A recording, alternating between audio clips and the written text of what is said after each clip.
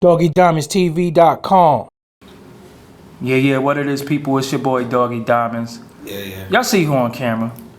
S to the A, Saigon to y'all father. Saigon, the father. I'm a daddy now, so I'm a little switched up, but we still here, man. We doing it out, man. What's up, Doggie? I can't believe it's our first time. Yeah, our first time, but we talked off camera, and like I said, me and his brother got a lot in common. Facts. And we gonna work on some stuff, man. We gonna get it right, man. We gonna get it right. Somebody gotta do it, because we in some terrible times, man. And it's sad to see our elders not stepping up, saying nothing, man. Like, where's the elders that used to be like, nah, brother, this the wrong way, or you can't do that, you can't say that, young blood. We don't have that. It's like the youth is leading the blind leading the blind. I don't even know what to call it no more.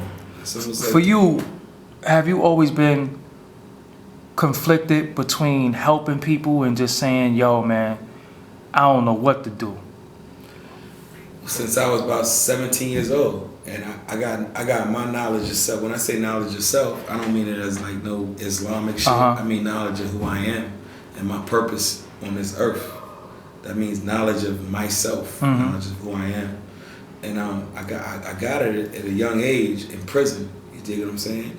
Unfortunately, it was a bad situation, but it's like, damn, man, why everybody in here look like me? You know what I'm saying? Is this coincidence that everybody in here walk like me and dress like me, and we all from the same neighborhoods? Everybody, if you do like the statistics in up north's penitentiaries, they from 5 neighborhoods in New York State. Wow. South Bronx, Brownsville, Bed-Stuy, Flatbush, Lower East Side, and it's like 6-7 neighborhoods where they all fill up the whole prison population.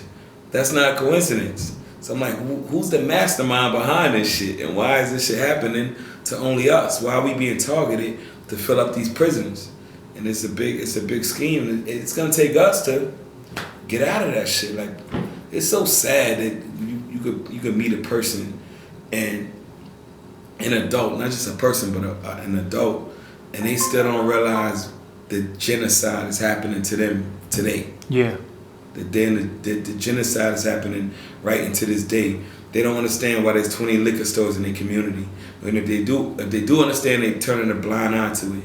They don't understand why Kennedy Fried Chicken stays open till 5 in the morning, but there's no health food stores nowhere in the vicinity. Yep. So whatever's good for you doesn't exist, but the shit that's gonna kill you is in abundance. So how do you keep going when it seems like everybody mentality now is, come on, Saigon, nobody want to hear that shit, man. You've been telling me that since my first single. I got $1 million deal. My deal was like $900,000.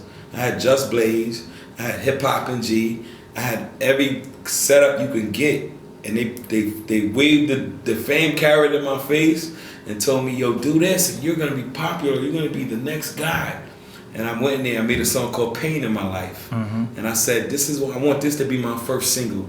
I want this to be the foundation of the rest of my career. Because your first single is the foundation of who you are.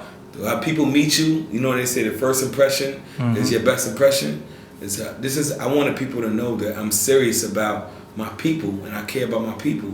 I made a song called Pain in My Life with Trey Songz, and it was about a young girl who's promiscuous, running around, having sex, being influenced by dudes with jewelry and nice shit. And the label was like, no. I'm like, what do you mean no? My people need this. This is why I'm here. They was like, no, we won't support this. And I'm like, what do you mean? Got Trey Songz is a superstar. This shit is hot. Everything. They wouldn't support it. And I realized that's when I realized I was at war. What did they want from you?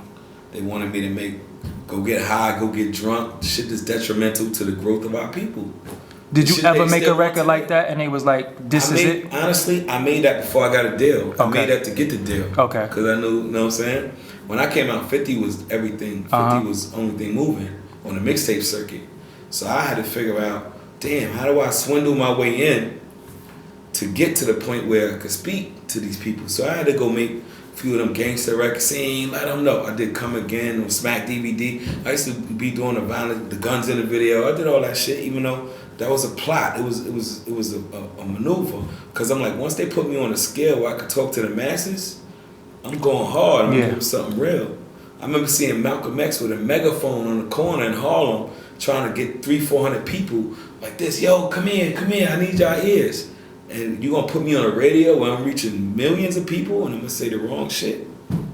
I just couldn't be that guy. A lot of people are comfortable being that person, but I don't know how they sleep at night. I don't know how they look in the mirror saying, I just made a song called Fuck These Niggas, we gonna kill these niggas, and I'm responsible for it.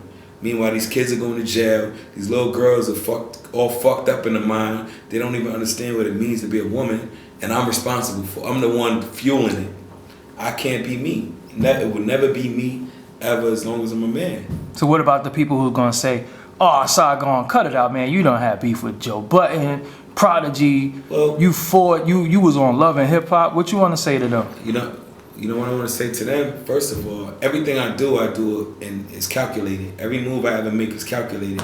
You know what I'm saying? The whole Joe Budden thing, that was rap. Okay. Before I even battled him, I called him. We spoke. I said, bro, do we have a problem, or is this some KRS shit or some? He's like, no problem, just rap. Like, no, this is a rap battle. Somebody's playing the dozens. So I'm like, cool, I'll entertain it, being you think you can outwit me. Mm-hmm. And I outwitted him.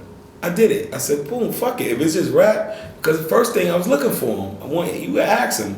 I wanted to beat him up. I was like, fuck it, we're going to beat him up and just show him that, you know what I'm saying? Because I used to run around with Tru-Life and everybody know. We wasn't playing no rap games with these niggas. We was seeing them, taking their jewelry, smacking them in front of their girlfriends, doing fucked up shit. And then we like, you know what? They not built for that. They think they are, but they not. So let's just keep it on some regular shit. If they want to rap battle, we can rap battle and then hug and like the rappers now, like battle rap nowadays. Yeah. I learned to like it. I'm like, I couldn't see a nigga in my face saying, spitting, yo, I fuck your mother, yeah. Yeah, I'm like, I'm not built for that shit. But it's entertaining, I guess, if they come to the understanding, like two boxers. Yeah. These niggas trying to knock each other unconscious, but after the fight, they hug. You know what I'm saying? So it was like, okay, that's one aspect of it. As far as Love and Hip Hop, I had the right agenda, but you know, sometimes when you're dealing with a higher power, and that means the network, which is Viacom, VH1, who capitalizes off of what they call what do you call it? Dysfunction. Yep. Mm-hmm. They make it look like we're dysfunctional. Everybody got to be in a love triangle. If you're not in a love triangle, if you're not cheating on your girl, or fighting with your girl, or gay, or gay or something like, you're not gonna be on Love and Hip Hop. Yeah. So I was like, I got a situation where I have a baby with a girl who I hardly really know.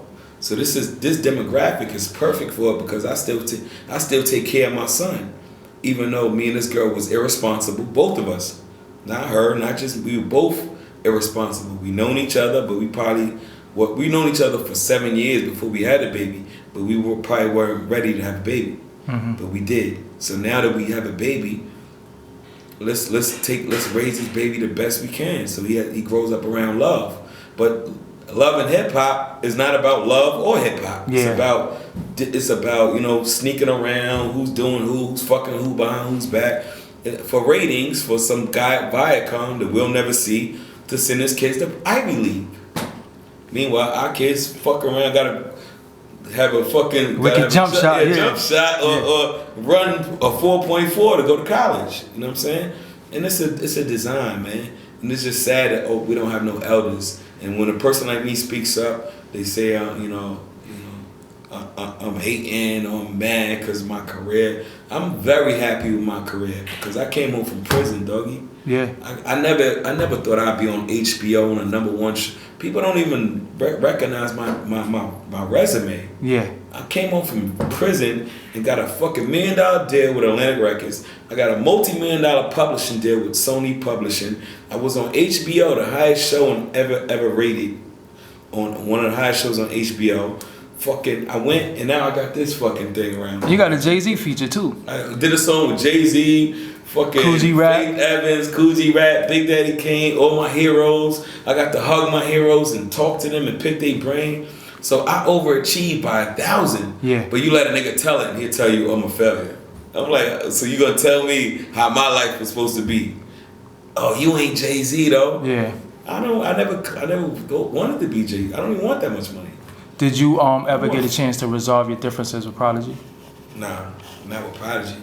Prodigy just I like, and you know what's funny? I play Prodigy music in my car more than I play my own. I was driving down the street the other day. I'm like, I've been listening to murder music for fucking 3 weeks straight. I haven't even played my own shit this much because I grew up like fucking with Mobb Deep. Yeah, the '90s. They own the '90s. I just thought they were underdogs and they overachieved. Cause I remember when the first album came out, niggas was like, "Oh, they won." The pressure, dealing with the pressure, and I like that song. Hit it from the back and all that. I was in DFY when that shit headed from the back. Yeah. When the peer pressure song came out, I was in DFY and I'm like, "Word, man, I ain't fuck that. I ain't no peer pressure. I'm gonna do what I want." So, would ever become a point where y'all could sit down and kick it, or you just like fuck him? It was cool. Me and Prodigy was cool before that. It's just that I didn't understand why we only cool when it's me and you. Me and Alchemist. Then when you 50 deep, there's a problem again. I'm not fake like that. If I'm 50 deep and I see you and you by yourself, I'm not gonna be like, oh, this is my opportunity to run up on son. But from what I'm hearing, like, it wasn't even him that night. It was niggas around him who felt like, you know, they gotta make a, you know what I'm saying? He was trying to dead it. But then he wrote the book, and when I seen his book and he was trying to throw shit on my name, it was confusing, because I see him and be like, ain't no problem. Then he'd do an interview and be like, oh, fuck that nigga. So I'm like, stop letting these cameras fuck you up, man. Every time there's a camera in your face, it's not a time. You could be vulnerable. It's okay to be vulnerable as a man. Like, these motherfuckers they so uncomfortable with their own manhood. They feel like whenever there's a camera on them, it's my time to act tough. Like, nigga, I never felt like I had to do that. Did you think some of the issues with Prodigy could have come from your relationship being so close with Tru-Life and they had problems? That's where it stemmed from. Okay. That was the stem of it. Because I'm like, you know, I did my brother wrong. Like, do the right thing, man. Always do the right thing. That's why I love Spike Lee. He made a movie called Do the Right Thing. We taught right from wrong from when we 3-4 years old. Mm-hmm. You know what I'm saying? That's the first thing we learn as human beings. Right from wrong. You know right from wrong. I got little children and they know right from wrong. They know when you do the right thing, 9 times out of 10, you're gonna get the right result. You know what I'm saying? There's no right way to do something wrong. Yeah. You know what I'm saying? There's no right way to do something wrong. And motherfuckers think there is. Like, you know, and there's no wrong way to do something right. It's facts of life. Facts of life. Can you update us on Tru-Life? True will be home before this interview. You know what I mean? Being that whole escape shit started in Clinton, because them niggas who escaped from Clinton, they was giving them 5-minute phone calls. Before that, we would be on the phone for hours. After that, everybody's phone call was 5 minutes. Like, them niggas changed the whole jail when them 2 kids escaped from Clinton a few months ago. So since then, the phone's been cool. Yo, good, family good. So it's been short and brief. Or I check up on his wife, make sure she good, make sure he got everything he need. But he'll be home probably before this interview, by the time this interview come out. And, but he's in a good space. Tru-Life always was in a good space. This one thing that I always was mad about. Tru-Life had the most purest heart from a person I ever met. He made me fall back from music. When he went to jail, I didn't want to do the shit no more. My first song I recorded in the studio is with Tru-Life. Wow. It's called Bust Your Guns. Whether it's a cake or a crumb, when the stick up kids come, don't run, son, bust your gun. We did this song like when I went from the prison to his crib to do the record. His wife, Nettie's on the one saying, it's better this way. That's his wife doing the ad-libs and shit. So when he got locked, and knowing that his name stands for the righteous, Tru-Life, the righteous uniting those living in the fantasy environment.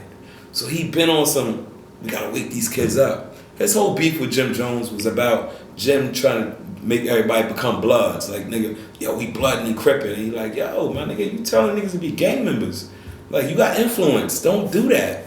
So, and then for him to always get bad rap as being a goon and he's just not for play. He's just a serious motherfucker. Like, and I'm the same way. And JoJo's the same way. We all the same way. We want to see the best for our future, man. We all got children. He got Saya and Royal. We got 2 kids. I got 3 children.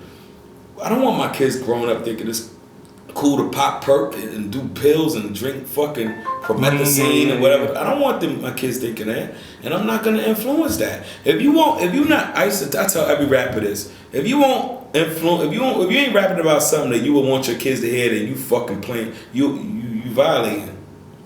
You violating. You willing to fuck up somebody else's kids because they keep telling you hip hop is for the young man, it's for the youth.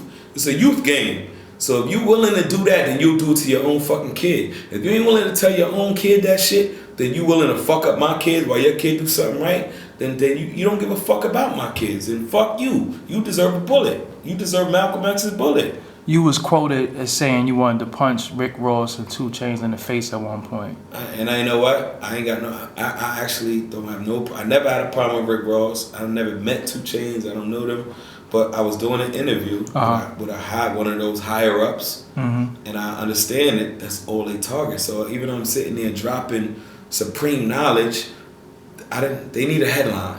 That was a soundbite. Yeah, it was a soundbite. Let me give these. I said that at the very end of the interview purposely because now I need something that's gonna make this video spread. And they just happened to have the 2 hottest songs out at the time. So I said, let me pick 2 motherfuckers out of a hat. And I got mad because me and Gunplay almost got into it over that. And I was like, I don't want to come back and be like, yo, and try to explain myself. But sometimes you got to be like, it wasn't even personal. Like, I don't got nothing against niggas who do that because you a mental slave, man. You a slave. I can't go to a nigga that's a slave and be like, stop being a slave. Yeah. Because he probably don't know he's a slave. What Harriet Tubman said, I would have freed more slaves if they knew they were slaves. If I could have convinced them that they were slaves. Harriet Tubman said, I could have, the Underground Railroad could have been lit. But these motherfuckers didn't believe they were slaves. It was like, nigga, I ate corn tonight. I had some pig slop. I didn't eat no chitlins tonight. I had pork chop. Master only made meat once this week. Look, they used to give us chitlins because they would eat all the good part of the pig and give us the intestine. And now we eat it on Thanksgiving to this day. Like it's a delicacy. Carrying on fucked up tradition. Carrying on tradition. Like we still in that mental bind that we don't even understand that we're celebrating having a foot on our neck. If you could look back at your career, third person right now, and you would do some of the things over, what would you do over that you think, like, damn, I fucked up right there? I went on my black shit too early. You know what I'm saying? You was the spook was sat by the door. You came out. I came out. You came out the door too fast. Came out too fast. I was spooked. This is a good analogy. Yeah. Because I should have got my foot in before I came and said, hey, this is what we need to do. Because I didn't have the attention yet. I thought I did, but I didn't. So I should have gave them their, and J. Cole's doing it now. Okay. That's why that's my favorite artist right now, because he gave them I can't get enough of what you got. He gave them that. He gave them the work out for me, to get the attention on them. And now, then he go make Crooked Smile. Then he go make some songs that mean something. Sometimes you gotta give them what they want in order to give them what they need. Attention. You gotta get the. I made pain in my life. Why would anybody fuck about pain in my life? They don't know me. Like, who the fuck are you? You talking about you got pain in your life? Who are you? See what I'm saying? So from that kind of aspect, it didn't make sense for me to come out the gate like that. But that's the only thing I would do different. But I know I had good intentions. That's why I sleep well at night. I sat on Atlantic Records for 6 years without putting out nothing. But I sleep well at night because I know I had good intentions. And I always told God, if you let me out of this prison, if you give me a chance, I love the rap. If you give me a chance, and when I say God, I mean the God within me and the God within all of us. If you give me a chance, I'm going to use my voice to try to make it better for the people coming up under me. I'm not gonna sell them false realities and give them false hopes and make them think your happiness comes with money or a price tag and shit like that. And he let me out of there. I didn't die. You know how many people die in prison, whether it's mentally or physically? Yeah, some people. You could die mentally in there. That's why recidivism is 90%. In prison, they take away all your fucking responsibilities. They feed you, they shelter you, they clothe you. That's the hardest thing to do when you in the street as a grown man, is to get food, clothing, and shelter. You dig what I'm saying? How does it feel though to be penalized for being intelligent? It feels like swimming upstream.